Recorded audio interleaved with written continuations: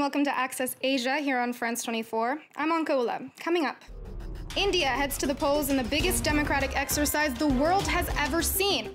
We take a look at what the stakes are for Prime Minister Narendra Modi. Thailand's sex tourism industry is a booming business, but despite efforts to shield children from it, many minors have been swept up in sex trafficking. And more than 1,000 years after they invented fireworks, the Chinese have lit up the skies once again. Instead of explosions, however, it's a swarm of drones. The world's largest election has kicked off in India. Some 900 million people are eligible to vote. That's roughly 10% of the entire world's population. The election is seen as a referendum on current Prime Minister Narendra Modi and whether Indians approve of his recent policies. Sanam Shantyaei explains what's at stake.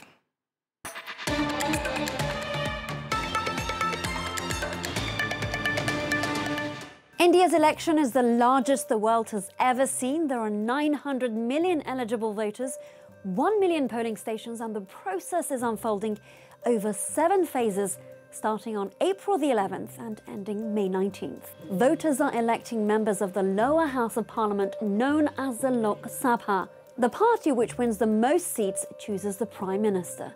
This time, the vote is seen as a referendum on one man, that's Prime Minister Narendra Modi. Despite his landslide victory in 2014 under his watch, tensions in society have deepened and promises of economic growth have fallen flat.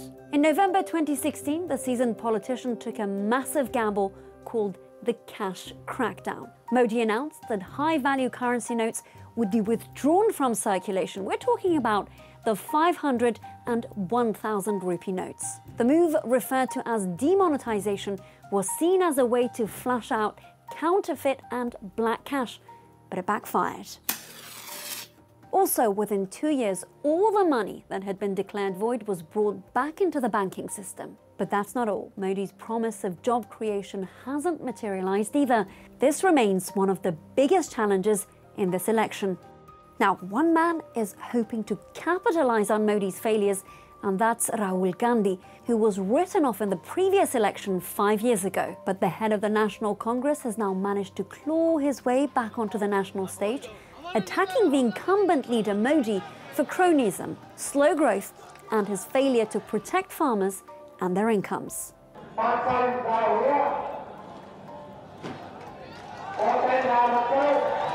But Modi may still have a fighting chance. Support for him rose after India exchanged tit-for-tat airstrikes with its neighbour Pakistan back in February, shifting the focus to an arena where he has the upper hand, and that's national security.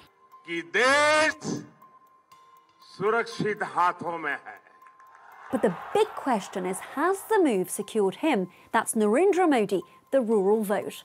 One that's significant given that nearly 70% of India's 1.3 billion people live in towns and villages in the countryside. Well, we'll find out who wins the world's biggest election once votes are counted on May 23rd. Heading to Thailand next, the illicit sex tourism industry has been booming in the country for years. Behind the red lights lies a murky underworld, that of child sex trafficking. Foreign tourists travel to Thailand every year to solicit sex from children and teenagers, and despite the efforts of NGOs and local police, the practice doesn't seem to be going away. Owen Barnell takes a closer look. Hundreds of meters where nothing is hidden. Bar after bar where everything is on show. Welcome to Pattaya, the capital of sex tourism. Though prostitution is illegal in Thailand, it is tolerated. Foreigners make up all of the clients. Behind this business, another even shadier lurks.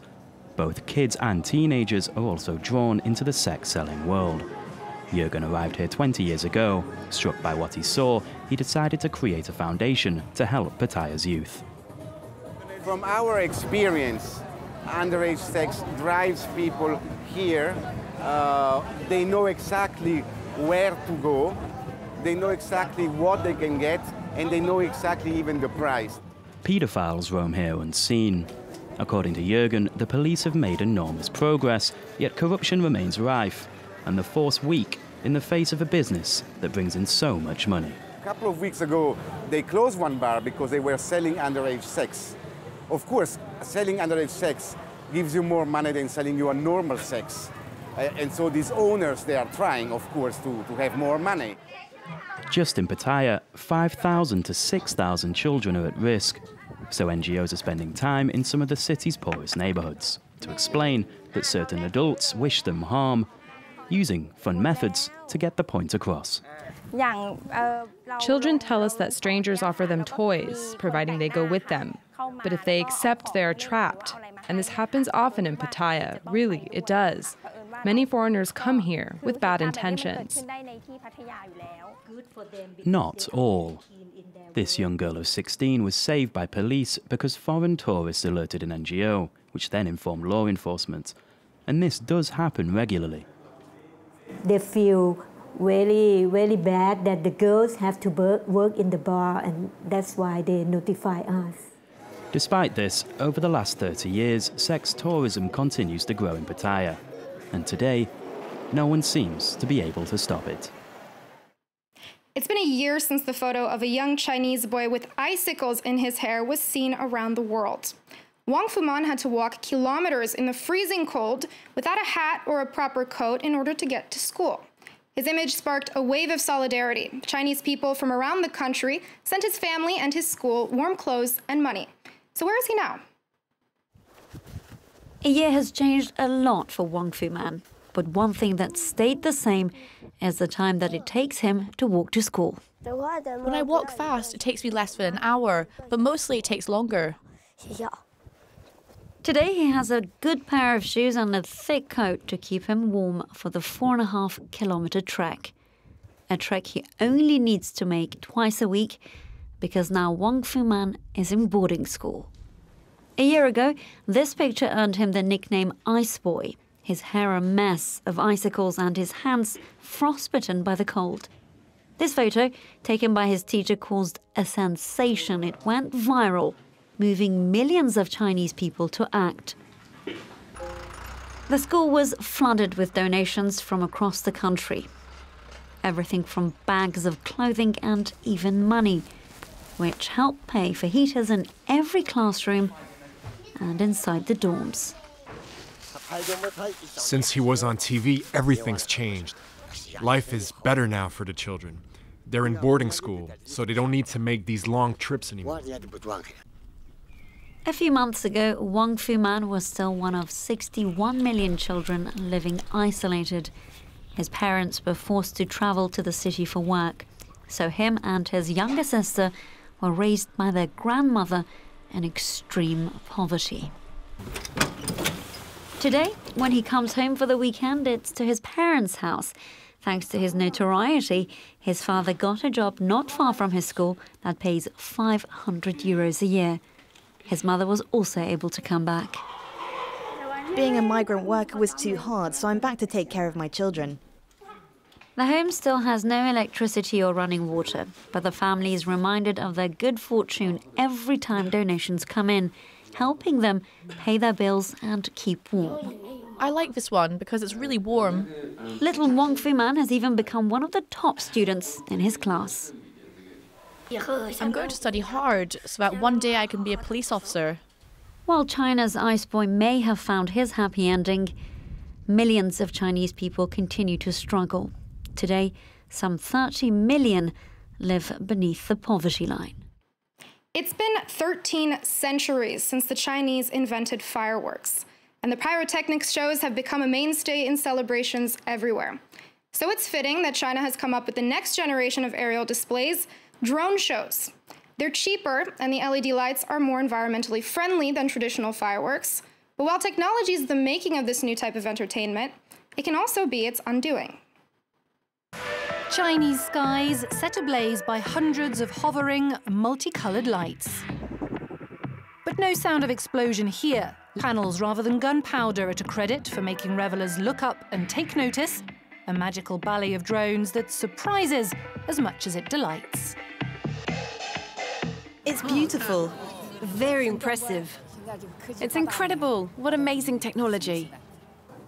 Technology kept under wraps. The details of such a feat are very much a secret, closely guarded by this man. Put it at the end of that line. It takes weeks of preparation and 4 days of rehearsals to ensure perfect coordination between the 500 machines and for the show to finally be airborne. Trajectory, speed, distance, all keys to a successful display. Each drone has a pre-recorded GPS position so that they stay in a specific spot. 13 centuries after inventing fireworks, the Chinese are carving out a new specialized market for themselves. Actually, it's the computer that controls all the drones, everything from their flight path to their battery level. With a low hum, the swarm of drones is now ready to take off for a show that will last a battery-limited total of 12 minutes. The great thing about drones is that you can design a huge range of shapes with different colored lights. You can even bring them to life, like a cartoon.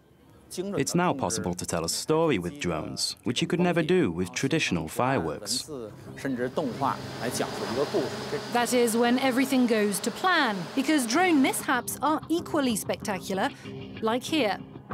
The lights were meant to form the number 5, but a range of technical issues can spoil the effect, from scrambled GPS signals to actual hacking. Regardless, these futuristic shows have a bright future ahead, even at €1.4 million a pop.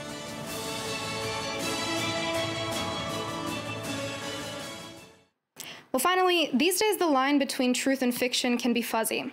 A theater in Hong Kong is fully exploiting that gray area in a new show that reimagines the life of US President Donald Trump.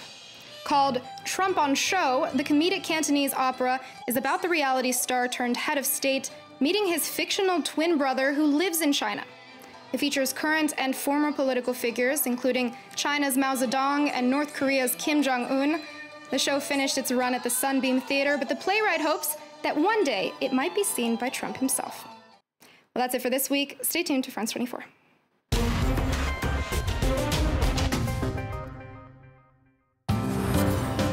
The world is ever changing. The news doesn't wait. That's why at France 24, we'll always be there to help make sense of world events. For the best international coverage, 24 hours a day, no matter what, France 24 is with you everywhere, all the time.